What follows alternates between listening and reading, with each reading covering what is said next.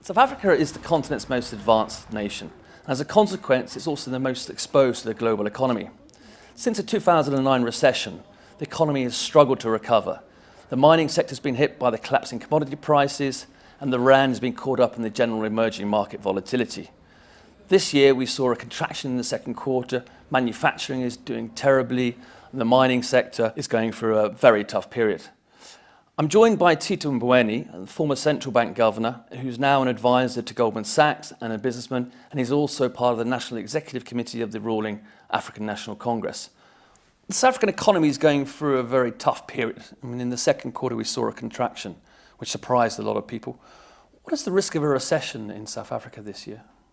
I'm slightly more optimistic now than I was earlier in the year when we had those major electricity cuts, load shedding.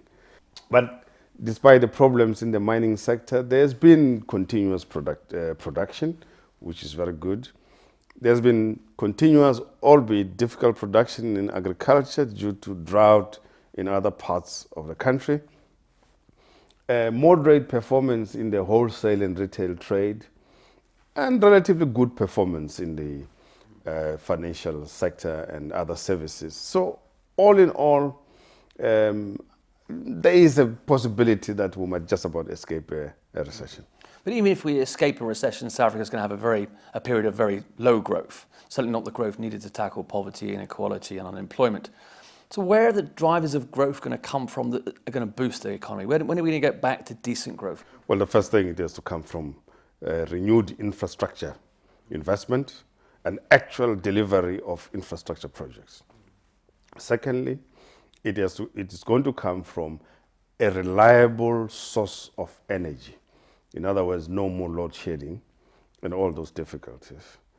Most certainly going to come from a rebound in manufacturing. If the pundits of a weaker exchange rate are correct, I don't think they are correct, but if they are correct, the current weaker exchange rate should boost manufacturing production. And touch wood, if the rains are good during this summer, good agricultural production.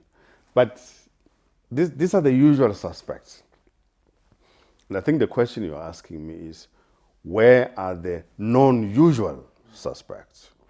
And in this regard, I think that greater support for ICT would really help the economy.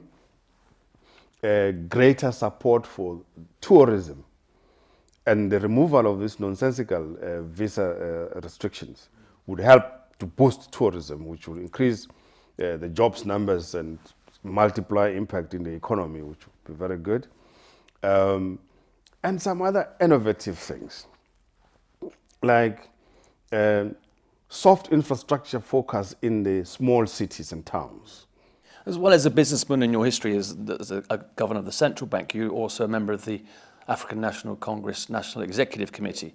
Now, what we often hear in the business community is complaints about the government's leadership, about mistrust between the private sector and the government. Are you worried about a lack of direction in terms of the government, in terms of driving the economy?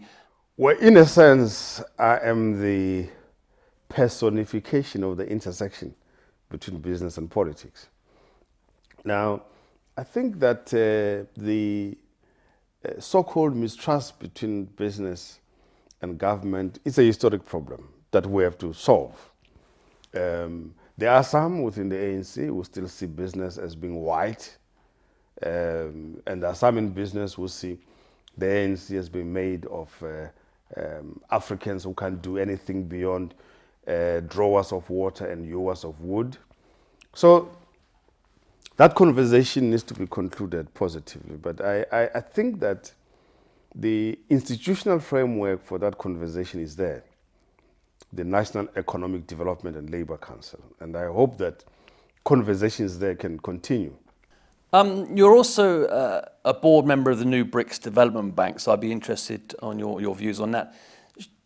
The new bank's been seen by some as an alternative to the World Bank institutions, an alternative to the West, and a sign of the rising influence of the East, particularly China. Is that a fair assessment of the BRICS Bank? The BRICS Bank is seen not as an alternative to the World Bank, the African Bank, the Asia Development Bank, or Latin American Development Bank, but rather it's complementary to and provides additional capital for this global effort at development. The mandate from the heads of states is that by the end of April next year, the first project pipeline must have been approved and implementations to start. And so those projects will be identified from within the BRICS countries. It's a very tight mandate, but we're working on that very hard. Okay. Thank you very much for your time, Mr. Mboweni. Thank you very much Thank you. indeed. Thank you.